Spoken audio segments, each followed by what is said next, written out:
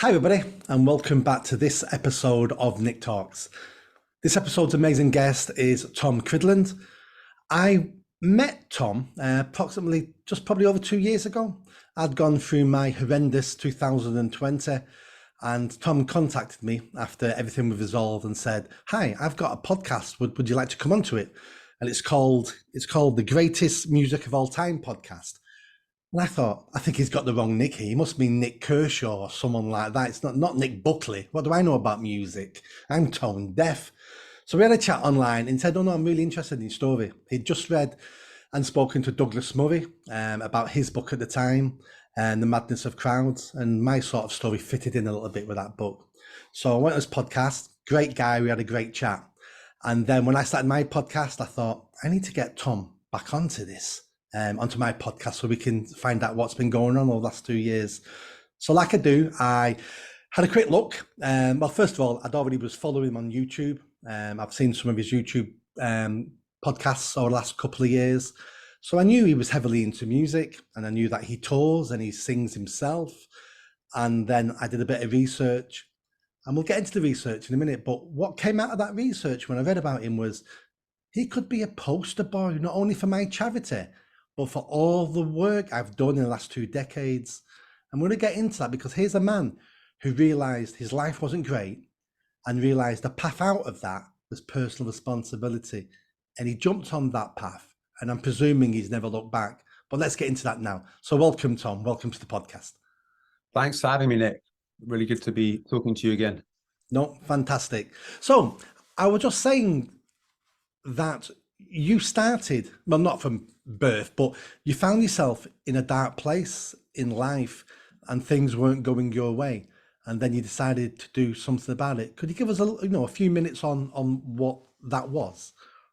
Yeah, well, all my problems have been self-inflicted. I come from a very privileged background. I've been given a fantastic education by my parents. I wasn't particularly hardworking, but let's say the end of my academic career, so to speak, I came out of Bristol with a 2-1 in modern languages, in French and Portuguese. I can't speak a word of French, so that kind of illustrates how hardworking I was as a university student. And then it came to go into the real world. And since then, I've learned the value of hard work because I had no money. And I've learned the value of personal responsibility because I developed an alcohol problem. And those two things, being completely broke and being completely addicted to booze to the extent where I put on 30 kilos, where we could spend the next 40 minutes just telling you horrendous, embarrassing, and ridiculous stories from my drinking days.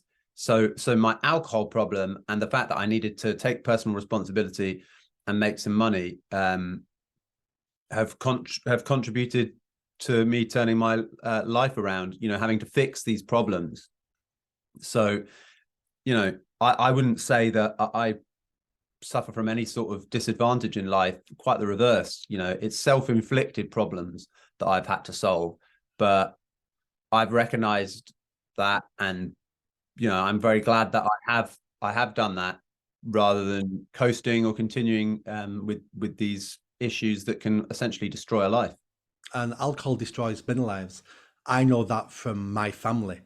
I've got something like 5 uncles and one auntie who have all died of cirrhosis of the liver.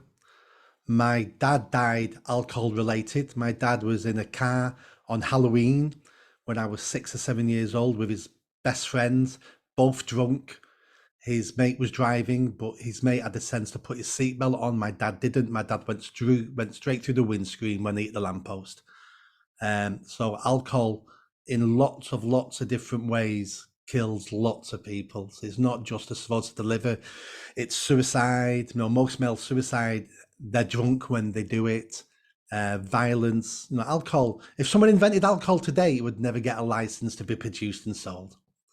Yeah, I would say that's very true. I find it confusing to me. I mean, I know a lot of people would disagree with me, but I do find it confusing that people are pushing for drugs and stuff to be legalized as well. I don't think, and this is a bit of a tangent, but I don't think, I agree with you. If alcohol was marketed afresh, probably it wouldn't be licensed and sold. But I don't think the answer to all of the problems with alcohol is the legalization of drugs. I've just been in America, and in town centers, in places full of children, there are people just smoking drugs everywhere, smoking weed. I don't think that is, that doesn't feel like it feels like a third world vibe. Walking around like shopping malls and outside cafes in the morning, and you've got the stench of drugs everywhere. That's come because the progressive left have spent decades telling us that every lifestyle is as valuable as everybody else's lifestyle. So how dare you judge those people smoking crack at 8 in the morning next to children? How dare you judge them? If they want to do that, well, that's their free choice. And maybe they're doing that because of the capitalist system and the white man has been holding them down and persecuting them.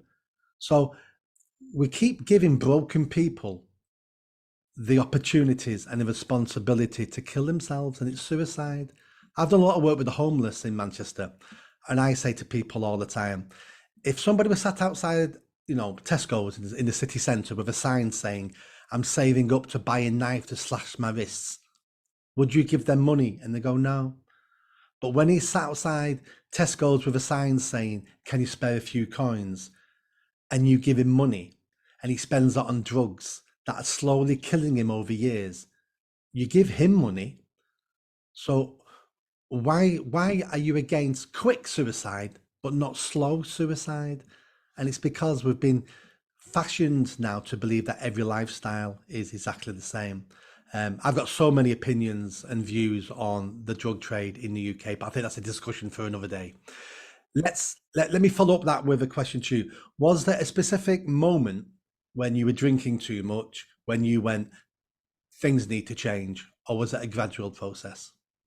It was quite a gradual process, but there were two moments. First of all, in 2015, boozing started at uni. I've got loads of great memories of boozing at uni, meeting my fiance Debs, and so many amazing friends and stuff. So it's not like I'm writing off all the drinking years as terrible, but there was a bit of a shift when I started my 6-week career as an accountant, which I resigned from. I was drinking really heavily then.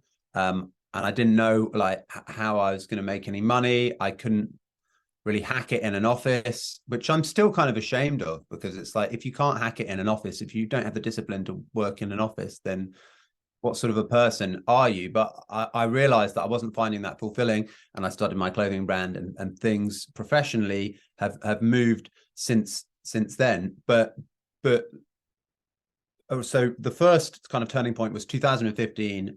After a couple of years since uni, I had many horrendous occasions with drinking, nearly drinking myself to death, or being attacked and falling down the stairs at Slough Station and having to have my knee stitched up by paramedics, all manner of incidents that should have been an epiphany. But there was a time at the end of 2015 where I said, I want to give up booze. And that was after I drank 20 cans of Stella on a Sunday. And the hangover that I had after that was just like, it was so awful. I thought I was just going to die of alcohol poisoning. I don't know why I didn't go to hospital, but I thought maybe I could, I don't know. But the whole thing from that, and I called some friends, I said, I'm going to give up drinking. Of course, a few days later, I was in a karaoke bar, really drunk again. So that was the first kind of time. And by that stage, I was quite overweight. My finances were in a mess, despite the fact I was making good money from my entrepreneurial exploits. I was spending it all and more. You'd already started your clothing brand by then. I'd already started my clothing brand by then. So sobriety and entrepreneurship have gone hand in hand for me in some ways. I guess without the entrepreneurship, I started the entrepreneurship because I was like, I don't want to work in an office as an accountant, and I want to drink.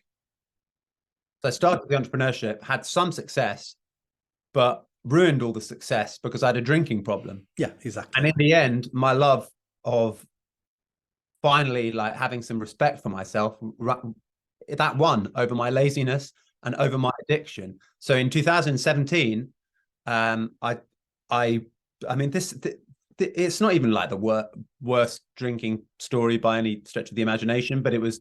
I went to the 60th birthday of Debs, my fiance. Her father was having a 60th birthday party, and I basically, I'd never really showed the sort of, disgraceful side of my personality to the in-laws, so to speak.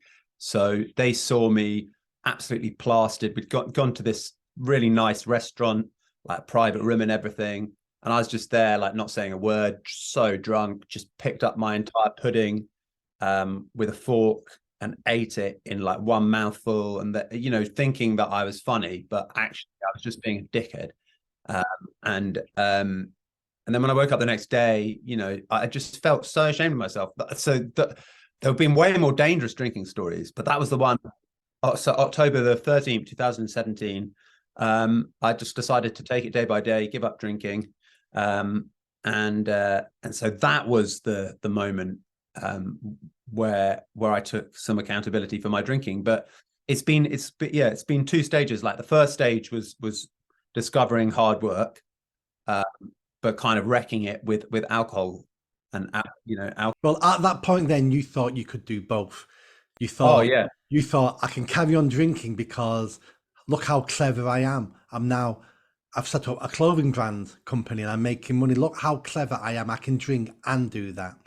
But the fact is, I was worse. I was worse than if I hadn't set up the clothing brand at all, because my alcohol problems, meaning that despite the fact I could get in the papers, despite the fact I could get on TV, and despite the fact I could make lots of sales, I would have been better off staying at home and living on the dole financially, because my net worth was minus six figures at any one point. I like, and when I was hungover, I would be so anxious about the situation that I would be in. I would feel like I was green. I would feel like my stomach was like turning into knots, because as well as that, when I was a young man at uni, when I was drinking heavily, I used to take out Wonga loans, payday loans to fund big, wild exploits.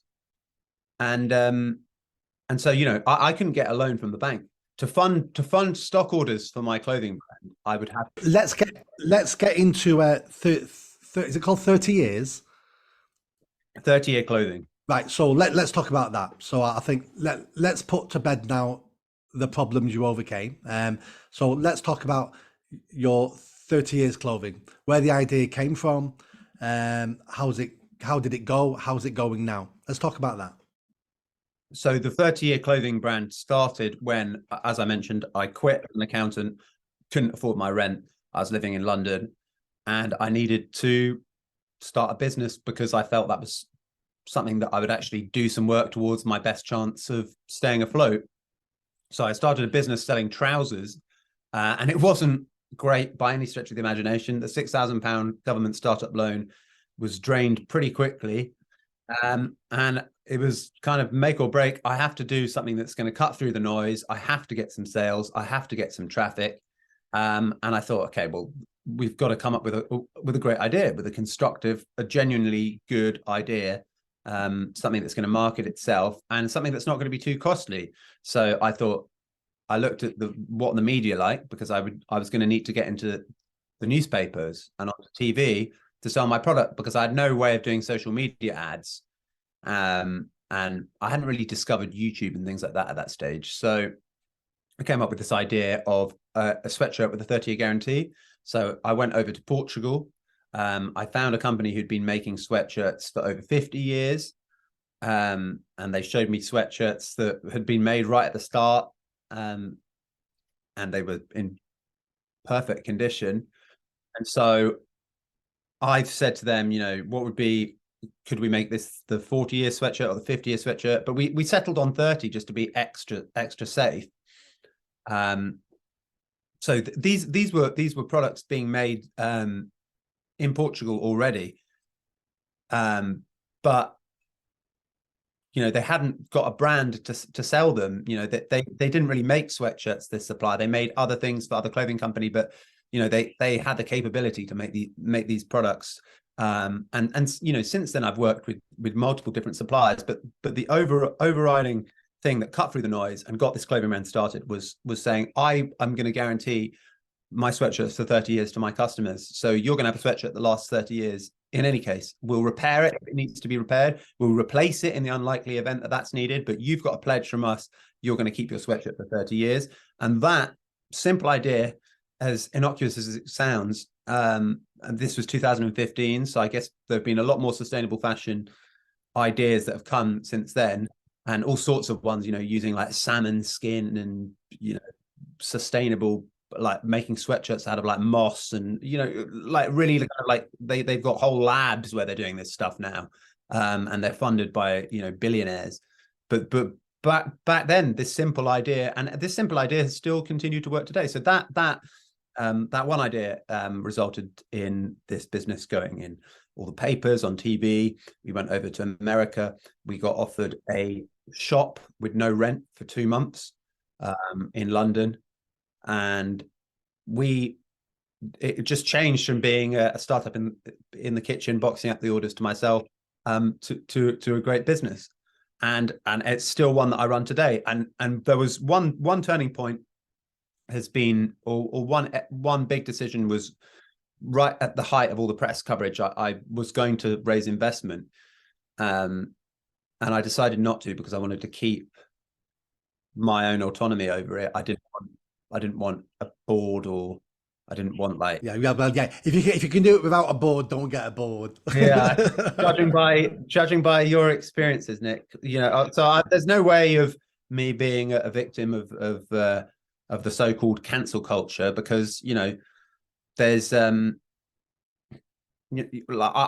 have my independence, and my independence has been the thing that, aside from the fact that I needed to make money and I was an incompetent who couldn't survive as an accountant, I also wanted to have the freedom to work remotely. This was long before COVID as well. And everybody wanted to just sit at home doing nothing. I love hard work, but I love to travel and things like that as well. So that's why I wanted to do it. It's not because I may have started from a place of wanting a free ride and to work little. I love work now. And I work all the time. I think one of the things that just jumps out at me then, when you said, you didn't want a board, you didn't want to be controlled. I think part of that probably comes from alcohol controlled you for so many years. You don't want to put your life in someone else's hands now, because you know what it's like when you're being controlled. That's very true. Although at the start, maybe maybe I wanted independence so I could continue getting away with drinking. I think at the beginning, I think that definitely was it, because when you worked to the accountants, when you went to work, you knew there was only so much you could drink and get away with it. But you then realised, if I run my own business, I can be pissed every day. I'm my own boss, no one cares. That might have been part of why you set it up. But once you got over that, and the reason why you're not selling the brand now to some multinational corporate is because you still want control over it. Because look at all the CEOs who get fired, the guy from Apple, he got pushed out of his own board. The guy from Twitter got pushed out of his own board. People who create something and then get a board around them tend to get kicked out because they want too much control. They do. So let me ask you a question about your clothing brand. This one I really want to ask. So it's been going now for 7 years. How many sweatshirts have been returned under your 30-year policy?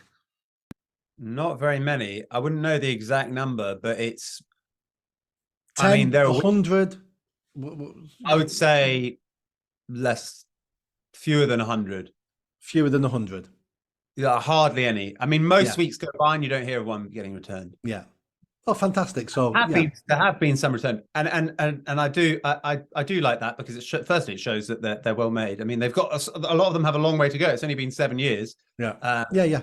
But I do remember when I started this idea, I had lots of friends who seemed to think that they were like Mark Cuban or Theo Pathetis, and they were going, you know, you want to be careful. Like, you're going to get all the sweatshirts returned, like after a couple of months. Like, this is a stupid idea, yada yada yada. And it turns out that actually they were wrong. Yeah, no, they're wrong for many reasons. So one of the reasons will be they are good quality anyway. So there's your main reason. Another reason is most shoppers are lazy. I read an article about Groupon.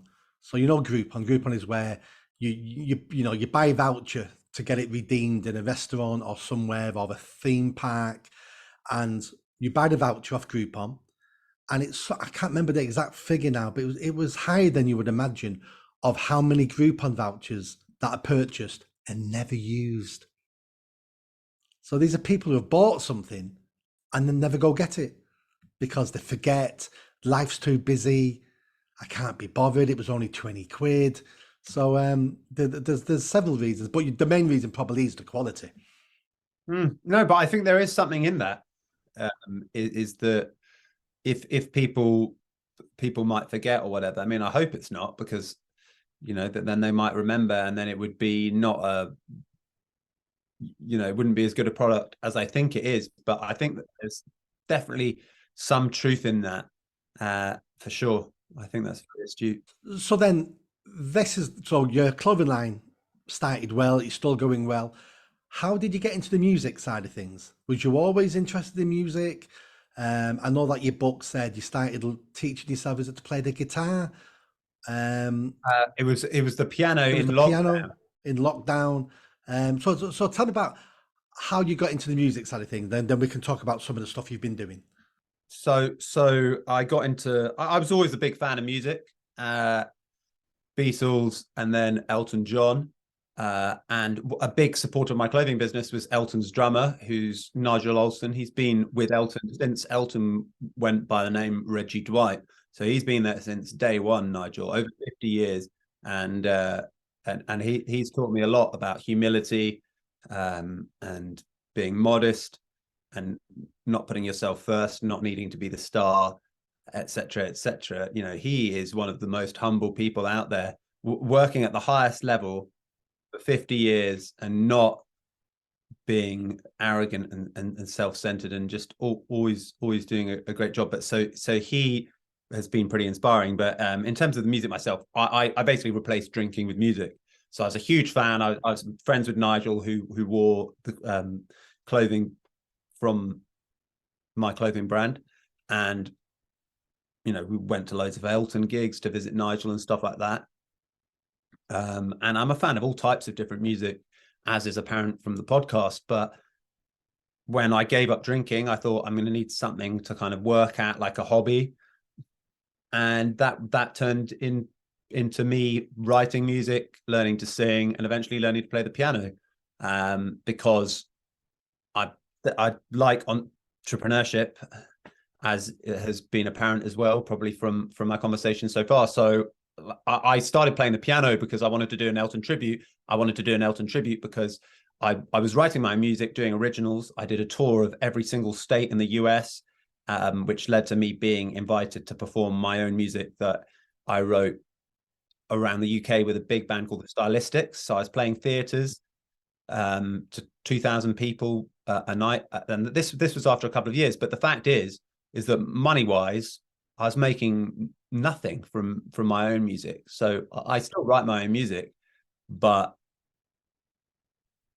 I wanted to turn the music into a business that made some money. So that's why I learned the piano during lockdown very quickly, really took to it. And now I also perform as an Elton tribute, because people will pay decent money to hear. Let me just recap that for the viewers. So here's you, a failing alcoholic, who then decides you need to replace alcohol with something else. So it's the piano and music, which is great. And then within a short amount of time, not only are you writing your own music, but you've turned yourself into an Elton John tribute act.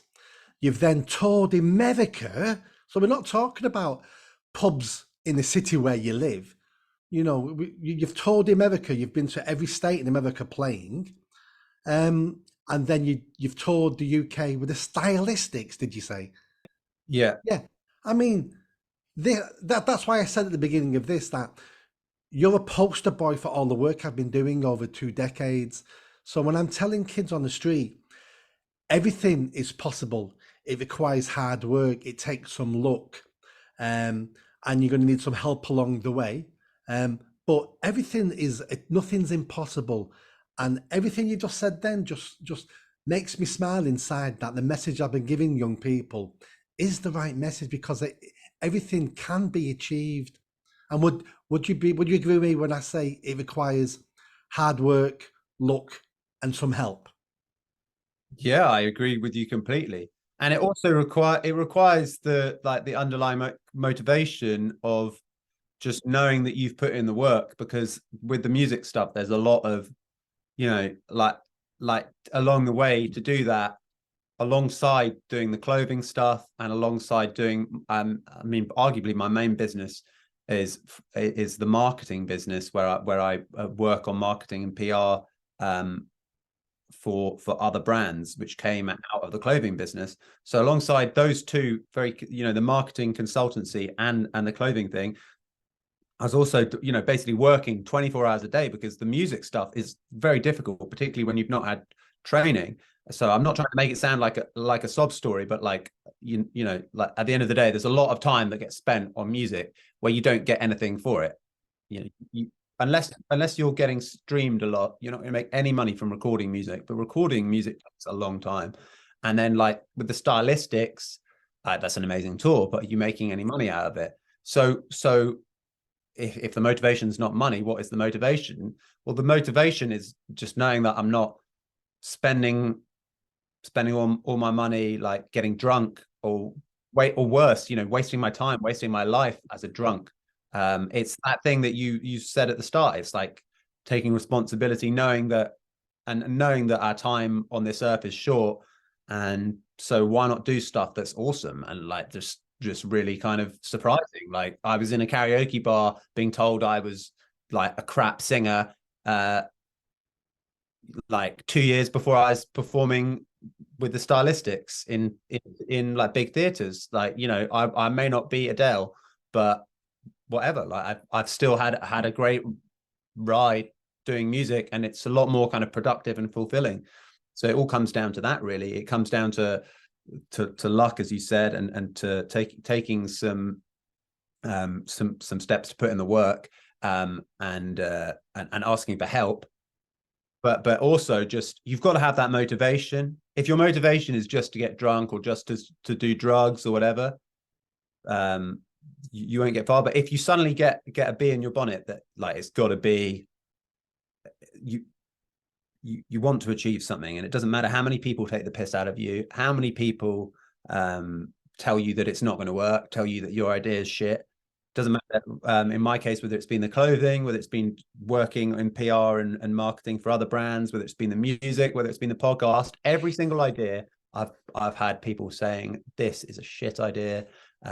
You're not going to make this work, and really, making fun of it. And I don't care. Do you know why those people say that? Probably because they wish that they could do an idea that's similar. That's exactly it.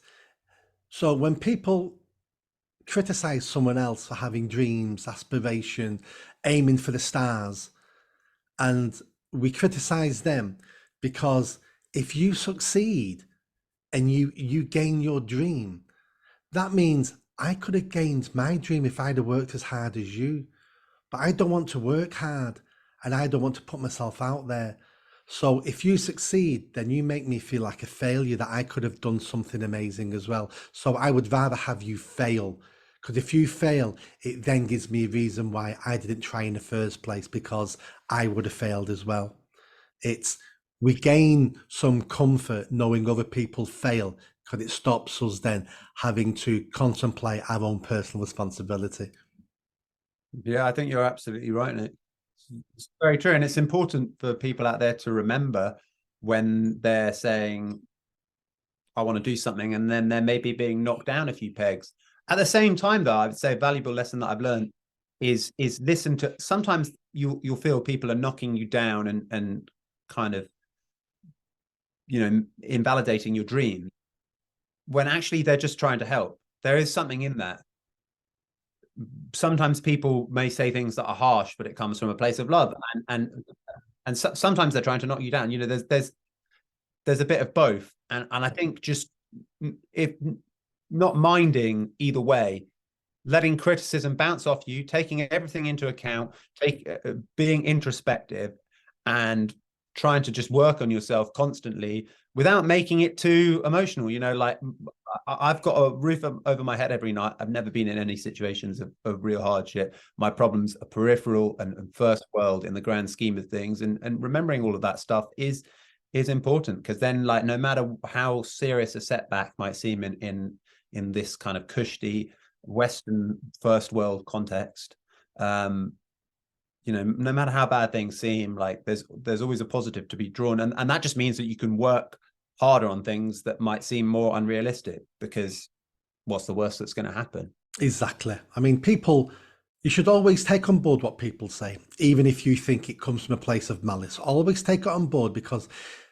even a broken clock is right twice a day. So even though they may be not on your side, they may have a little bit of information that you didn't have a minute ago that you can use to improve your journey going forward. Take everything on board, think about it. And if you don't agree with it, then you reject it. You're a fool to reject new information because you don't like the messenger. So always take it on board. Now, this goes on nicely to the people you've met with your podcast. You've got over 27,000 subscribers now to your podcast. Like I said, I'm no music fan really, but most of the names of the people you've interviewed and had on your podcast are people I've heard of, so they must be stars. Otherwise, I never would have heard of them. So can you talk about why you started that and how you've managed to get these names on your podcast? Because surely these people must be hard to get. Annie Lennox, the list is endless. The list is endless of these people. So I started that as like a bucket list thing. When I gave up boozing, I started making my own music, as I was saying, and then my other ambition was to just meet people who I admire. There are many people on that list still who I haven't met, but I just came up with a way of how can I meet and have interesting conversations, not just get a selfie, like really ask people things that I'm interested to ask them.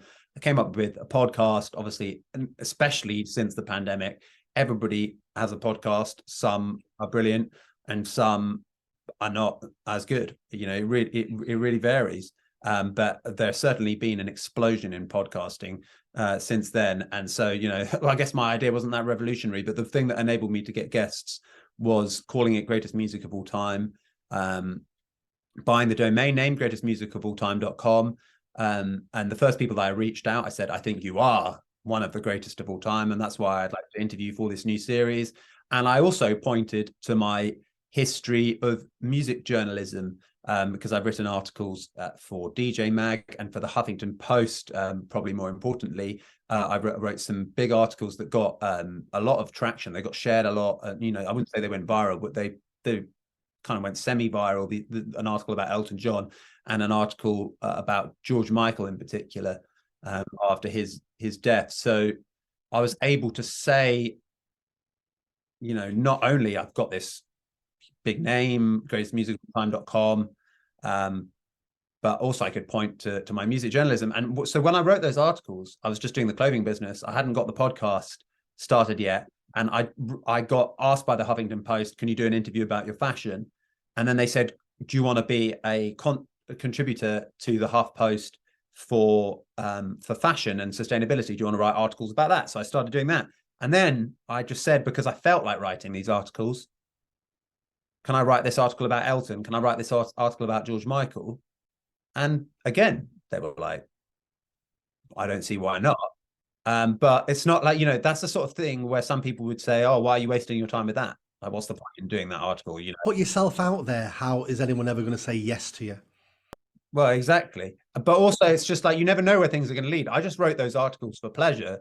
But then 2 years later, when it came to starting this podcast and needing some sort of background or demonstration of my ability to do journalism in a musical context, I was able to pull out those articles from 2 years ago, which I've just done for fun, but had actually been successful, and say, you know, this is an example of the type of music journalism that I can do. So I managed to get those guests, and then it evolved, as you know, into just talking about anything: entrepreneurship, politics, philosophy, society, culture. And that's how I had the pleasure of having you on the podcast, or as you mentioned, Douglas Murray. And for those people listening who think that, you know, Douglas Murray is only, you know, this sort of right-wing character, don't you worry. I've had lefties on there. I've had Owen Jones on there. I mean, I must say I found Douglas Murray more impressive than Owen Jones, but nonetheless, I spoke to Owen Jones.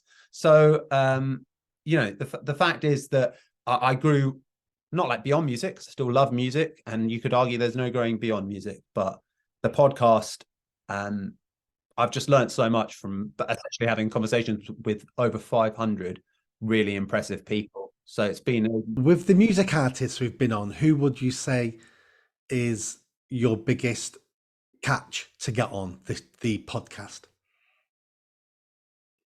Yeah, it might be a personal choice because they're your favorite person in the world, sort of thing. So, who's your biggest triumph of getting on that podcast?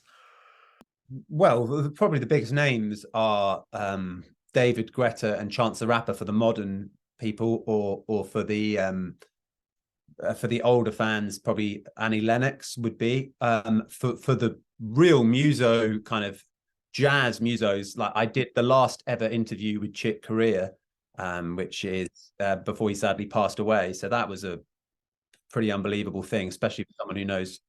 I mean, I know a bit about jazz, but not that. You know, I know people who are jazz like crazy. So to have done the last ever interview with Chick Corea, I feel like a bit of an imposter there. In terms of the person who I like the best, it's just my friend Nigel, Nigel Olsen, who's been playing with Elton John. I hang out with him anyway, and he's such a. Have you ever asked him to ask Nat? Have you ever asked him to ask Elton, will he come on the podcast?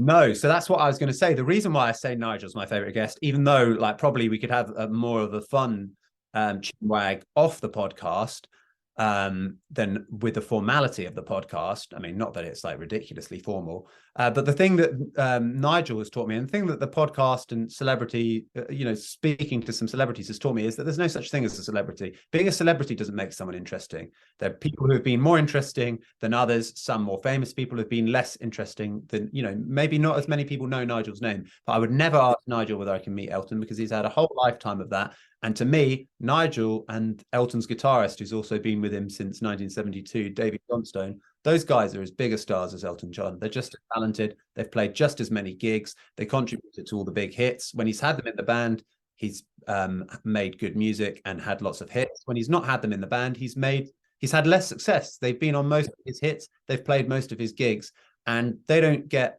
6 mansions. They don't get multi-millions, and they still show humility and modesty.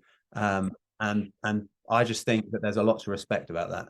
I think that's a perfect way to end the podcast. Thank you for coming on. Where can people find you? How can people reach out to you, your clothing brand? I'll put all these details in the description as well, but where can people find you? They can go to tomcridland.com. Thank you very much for having me, Nick. It's been a real pleasure. Thank you for your thoughtful questions. And thank you for coming on my podcast, and hope to get you back on there. And it's good to see you're keeping well and stuff. No, thank you. And I'll come on yours anytime you want. And let's catch up soon. Thanks so much, Nick. See you later. Really. Bye-bye. Take care. Bye.